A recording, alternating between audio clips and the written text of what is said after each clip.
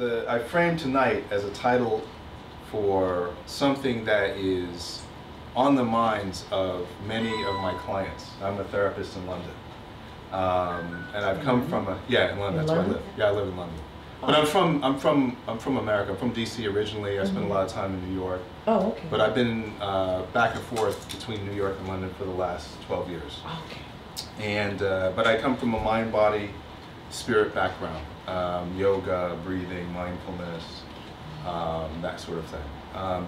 But I entitled tonight "Soul Sisters to Psychopaths," right? Because that kind of, for me, that describes the what I see a lot in relationships, and particularly from the female perspective, which is what tonight's all about.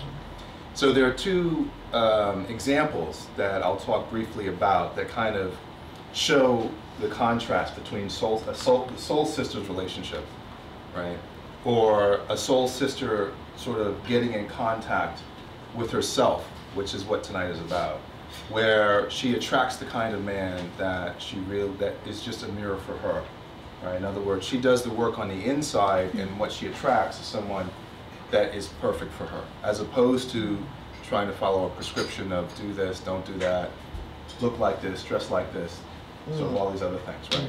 So the deeper she went in herself, the better she felt about herself, and the higher the caliber of man she attracted. Another relationship is a couple that came to me where they were having trouble in their marriage, and as I started working with them, she was completely disempowered, meaning that she allowed him to basically do whatever he wanted. She didn't have any she was afraid to set rules, and when she did, he would dominate her. And as I started to work with them, I realized that they weren't going to make it, right? And they weren't going to make it for a very good reason, because he's a psychopath, right? And you're going to learn what that means. Doesn't mean that being in a relationship with a psychopath means you can't have a relationship that works. It means that you have to understand as women, from my perspective, it's good to understand what a psychopath is like. And when people hear, when you hear psychopath, what do you hear? Some nut. What? Serial killer? Yeah. Axe murderer? Crazy? Right? What else? Deranged type of. Deranged? Right? Anything else? No conscience. No conscience? Right. Well, that's pretty much what we see on Law and Order, Criminal Minds, CSI, right? We on these. What were you saying? My favorite shows. Yeah, there you go. Right, exactly. And then we invite them into our events, right? Oh, wow. Okay. I'll have to make that note. That's interesting. Really? I'm going to make a note on that. Invite them to you. No, you're talking about, the people that some of us may be dating psychopaths. It's like we've just described them, and then we invite them into our bed. Okay, that's what tonight is about, right? So, but here's the thing. So there's what we're used to seeing in Hollywood is what's characterized as an antisocial psychopath. The antisocial personality is basically someone who has difficulty really fitting into society in a positive way, right? They're everything from the Bernie Madoffs who rip people off to your neighborhood street thug, right? Who's just or a gang member, right? That's the antisocial psychopath. There's also something called prosocial, which is someone that pro meaning very, very charitable, very, very successful, very, very giving, but also has some of these traits of what we'll talk about tonight, very controlling, lacking empathy, the inability, not able to take responsibility. I mean, not just not willing, not able, right? There's a difference. Right. Anybody know anyone like that? Okay. So sometimes it's not. You might think, "Wow, he's really choosing not to take responsibility for this." Right? Is that what you're thinking? You're right. Actually, it's called a character. He actually can't take responsibility for it. His whole wiring in his brain is designed to avoid responsibility, because responsibility for him is dangerous. So we're going to talk more about that. Right.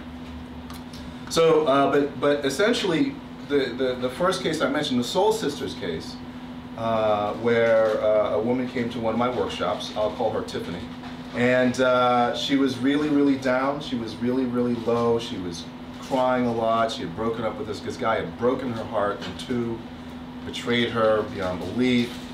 And we worked together, and what we worked on is what we're going to work on tonight, which is boundaries, right? We're going to work on actually learning the importance of separating my space out, knowing where my space ends and where someone else's space begins, right? So if we think of something like when we have property, right? What would happen if we didn't have like property lines?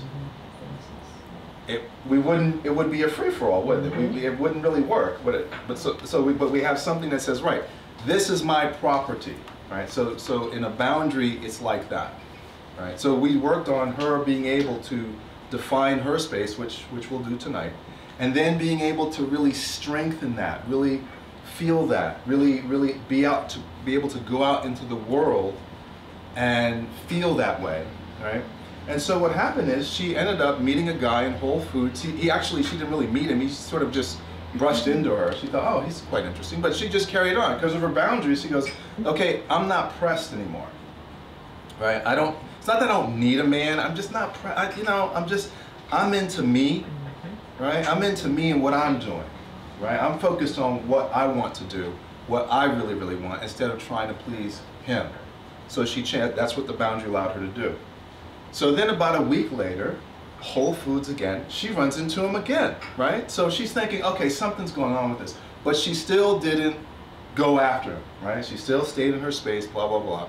Apparently, and she realized at that point, I think he must live in this neighborhood, right?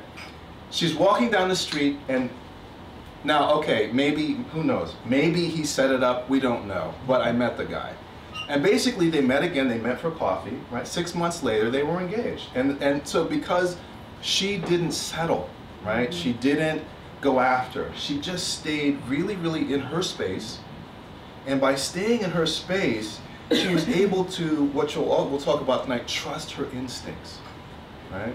And as women, I'll just throw this out there. I mean, if I turn on the television as a man, and I see the number of ads telling women what they need, like you need to buy this for that, you need the anti-wrinkle cream for this, you need the fillers for that, you need...